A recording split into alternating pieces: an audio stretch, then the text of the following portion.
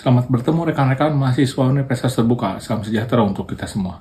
Pada sesi 4 ini, saudara akan memasuki salah satu fondasi utama dalam hukum pidana, yaitu asas legalitas dan asas teritorial.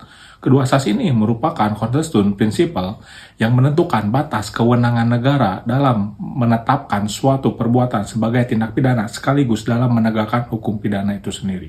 Asas legalitas yang dikenal dengan adigum nullum delictum nulla puna sine praeper legi punali menegaskan bahwa tidak ada perbuatan yang dapat dipidana tanpa adanya aturan hukum yang telah ada sebelumnya. Prinsip ini mengandung dimensi lex herta, lex scripta, dan lex stricta yang berfungsi menjamin kepastian hukum serta mencegah terjadinya tindakan sewenang-wenang atau arbitrary power oleh negara. Dalam sesi ini, saudara tidak hanya mempelajari definisi asas legalitas secara normatif, tetapi juga menelaah landasan filosofis dan historisnya, termasuk dinamika pembatasan dalam perkembangan hukum pidana modern seperti pengakuan terhadap living law dan perkembangan interpretasi yudisial. Selanjutnya, saudara akan mempelajari asas teritorial, yaitu prinsip yang menegaskan bahwa hukum pidana berlaku setiap perbuatan yang terjadi di dalam wilayah kedaulatan suatu negara.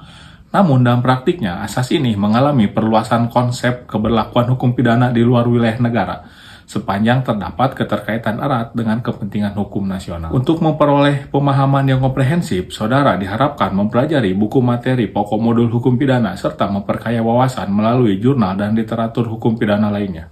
Pada akhirnya, saya tidak hanya berharap saudara mampu memahami asas ini secara tekstual, tetapi juga mampu menggunakan sebagai analytical framework dalam membaca, menilai, dan mengkritisi setiap peristiwa pidana yang terjadi di masyarakat. Tunjukkan kualitas saudara melalui argumentasi yang tajam dan partisipasi aktif dalam forum diskusi. Jadikan sesi ini bukan sekedar memahami hukum, tetapi melatih cara berpikir seorang sarjana hukum yang kritis dan sistematis. Tetap jaga semangat, konsisten dalam belajar, dan integrasi akademik. Wassalamualaikum warahmatullahi wabarakatuh.